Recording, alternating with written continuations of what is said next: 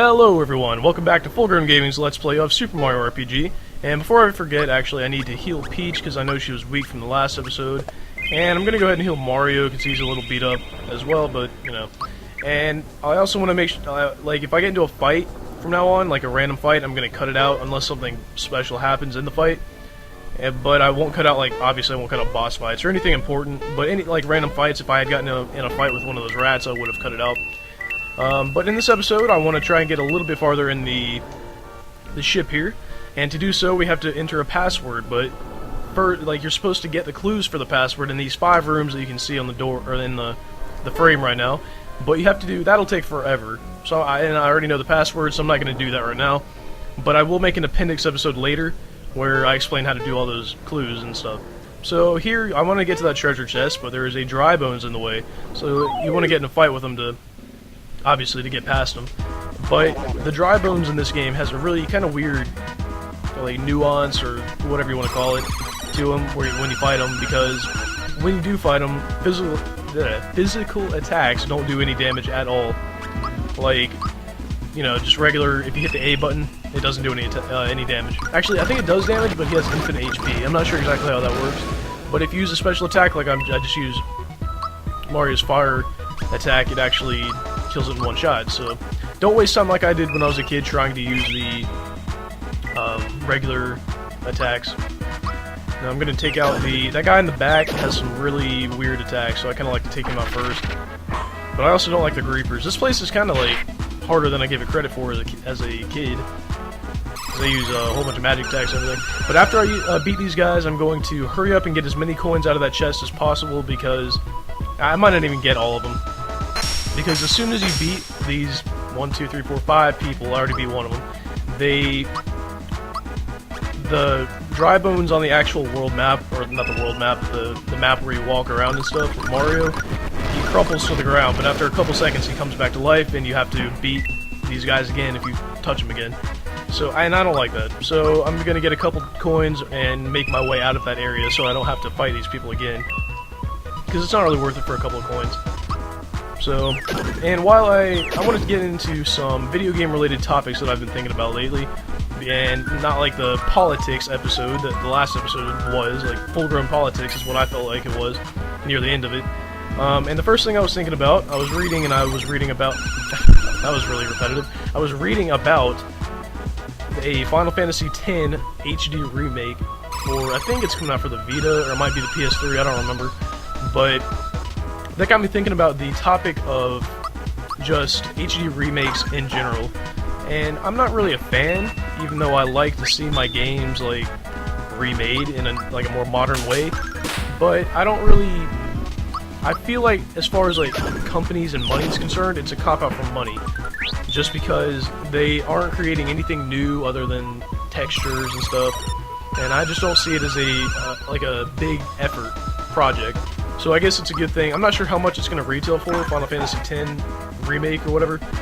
But I hope it's not full price, because that's just taking it a little too far for a game that's not new at all. Alright, so that fight's over. Oh, I got one of these. Let me go ahead and try this real quick, and I'll get back to that in a minute. Alright, I got it again. That thing takes a little bit of concentration there. Now let me get it, I'll jump at the thing like a couple times. But once he starts to move, oh man, I could've got a couple more. But I don't want to get back in the fight with him again, so I'm just gonna leave.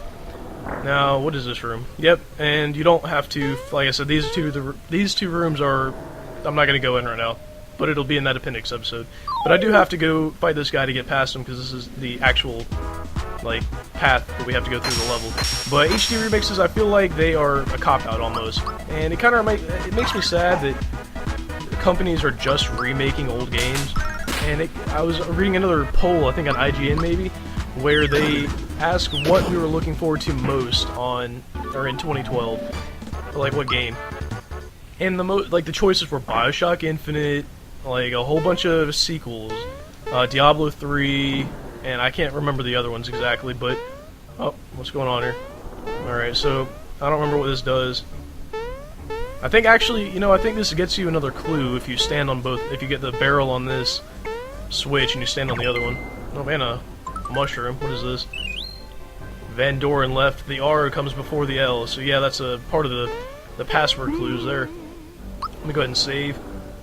But to wrap that little spiel up, I like that they, I mean, like, as part of a game, like a nostalgia thing, I like that they're remaking games, but as a gamer kind of standpoint, and the password's Pearls, by the way, Pearls, I wish they would come out with new content, because when the games you're looking forward to most this year are all sequels, sometimes it just feels like it's too far.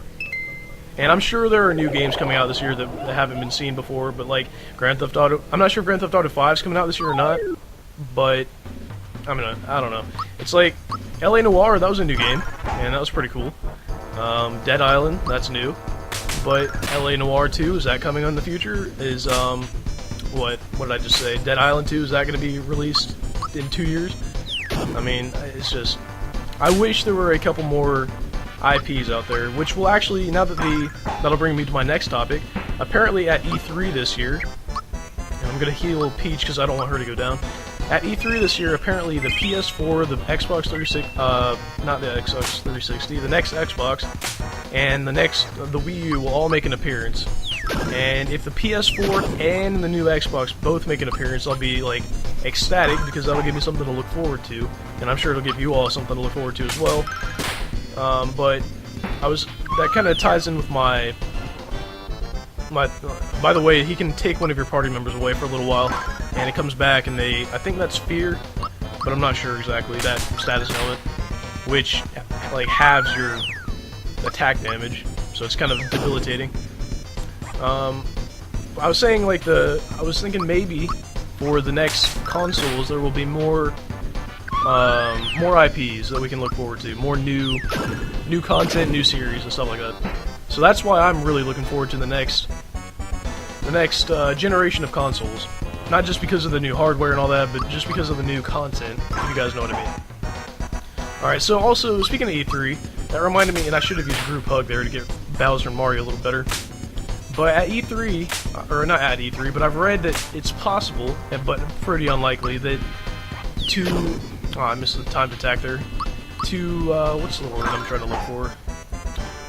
To oppose SOPA, I guess. I talked about SOPA a little bit in the last episode. To show our dislike for it, or something. I'm not sure exactly. I'll have to go back and read the article. But there was talk of E3 being blacked out this year.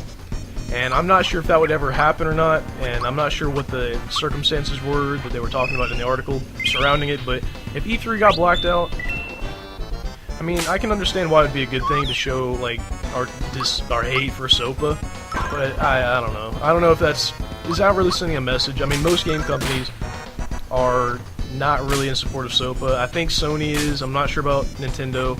Microsoft has stated that they aren't they don't support SOPA, I'm pretty sure.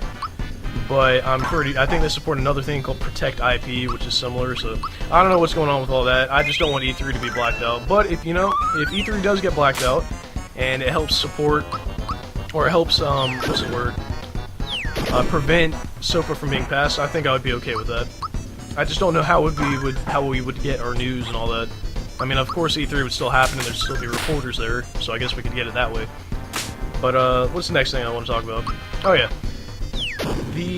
And by the way, this boss fight, there are 2 levels, or 2, like, I don't know what you would call them, 2 stages of 3 tentacles each, and then you move up and you actually get to the real boss fight, which is King Calamari, which he always kind of freaked me out as a kid, and I always go straight for the boss, by the way. I don't really go for the tentacles, so, and by the way, you can tell that Peach's attacks are totally useless, or physical attacks anyway, so she's going to be the healer like she always is, if she didn't just die, so I'll have to get her up. Where's my pick-me-ups? I guess I'll just use this one. But the next thing I wanted to talk about is the Modern Warfare 3 release DLC schedule. And, I mean, I'm not like I play a lot of Call of Duty, but I don't want this to be a Call of Duty channel. And speaking of that, by the way, I actually do want to maybe start another channel where I upload, like, Halo and Call of Duty and stuff. I don't really want to upload that to this channel, because I feel like this is a Let's Play channel, so I'm not going to clog this channel up with Call of Duty. But if you guys are interested in maybe seeing some content from those shooter games, I will upload that to another channel probably in the future. But Modern Warfare 3 is apparently, and I don't know if you guys know about the Elite service. Oops, wrong attack. Oh, come on. I wanted to attack the boss guy. But every month for the next 9 months, I think, they're going to be releasing DLC for Call of Duty Modern Warfare 3. And the Elite members, and it's kind of a weird situation. Microsoft has an agreement with Activision that states that Microsoft will get the DLC earlier than the PlayStation 3. I don't know if I just... Yeah, the Xbox will get the PlayStation... The Xbox will get the DLC earlier than the PlayStation 3 will. And I'm not going to get into the fairness of that in this episode, but also Elite members will get it earlier than regular members. So with all of these different, like... I guess the Elite Xbox members will get it first, and then the regular Xbox members, or maybe, see, that's a really weird, convoluted release schedule. Everyone's going to be getting the content at different times. If you're not an Elite member, you're not going to get everything. You have to wait until, like, I think what they're going to do is every month release a couple of maps, and then after a couple, like, 3 months or so, I guess, they're going to release a map pack with all the maps in it that had been released in the past 3 months that regular people can buy. Like, if they weren't Elite members, that's where they can get the maps from. Excuse me. But I'm not sure if I agree with all that. I think it should just be map packs. What's wrong with that? I guess they wanted to go the Elite route and make more money off that. I'm not really sure. But, alright, so next topic here. I don't know if you guys are into Steam at all. But, and it's way too late for this now, but there was a Steam sale over the second half of December, where, I think I might have talked about this earlier, but the sales were like ridiculous, and my Steam library blew up from maybe 7 or 8 games to over 50 games, and I didn't spend more than the price of one Xbox game, and that's why I'm moving a little bit towards PC gaming. And I'm not trying to start a flame war or a console war here or anything, but I think you do get a little bit more bang for your buck on the PC, just because like there's room for mods, there's just really room for more customization, I guess, than on the consoles. But I also do like the consoles because the social aspect. I mean, all my friends have Xboxes. You can get in party chat. You can do whatever you want on. I mean, you can't do whatever you want. But there's a lot of social integration on the Xbox that I like, and I kind of wanted to hear your guys' opinion on if you have a PC capable of playing like modern games, and you have an Xbox, and a game gets released for each, which one would you get it for? Because these days I'm more inclined to get it for the PC than the Xbox. All right, so I think I'm actually going to end the episode. Whoa, crap! That thing almost got me. I'm going to end the episode here. I don't want this to be too long, because the next part's going to be really long. And I don't want this to be like a half-an-hour episode, so I want to thank you guys for watching this episode, and I will see you back for the next one, where hopefully I'll discuss a little bit more gaming, and we'll get past... Actually, you know what, maybe I'll go a little bit... No, I'm going to stop here. There's a boss fight coming up I don't really want to get into right now. So thank you for watching this episode, and I'll see you back for the next one.